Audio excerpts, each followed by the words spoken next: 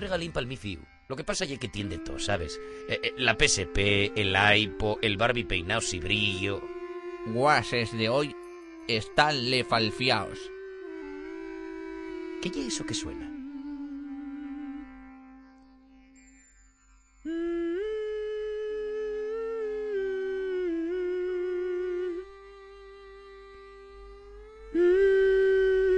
Mira, país, si no se parece a mi suegra. Ye Vitolín. ¿Y qué falla este chiflo? Canta. Son las canciones de Víctor Manuel. Vaya virguería. Cuando lo vea al mi rapaz a volverse yoku. ¿A cómo me lo pones eso? Doite 200 euros. Vitolín nunca en venta. Sel muy peligroso. ¿Qué mi puta madre quiso de que nunca en venta? Me cago en Ros, va a ser por perres. Toma para allá 400 euros. Vas a enseñar a regatear tú a un degrao. Chino. Pero le cuelde les 3 legles, señor. No puede mollase, que no salga nunca cuando el valle. Tampoco debe leer la Nueva España, sobre todo columna de Tino Peltiela.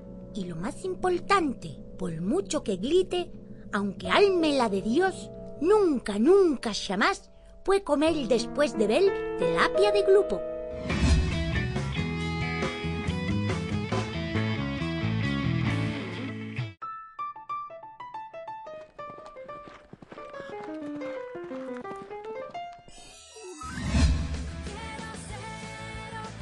¿Cómo te presta, Qué guapo escriben estos de las noticias.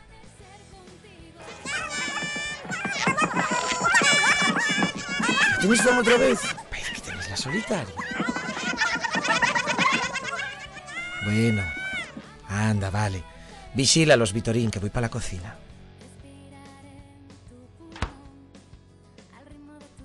Tomai fartores.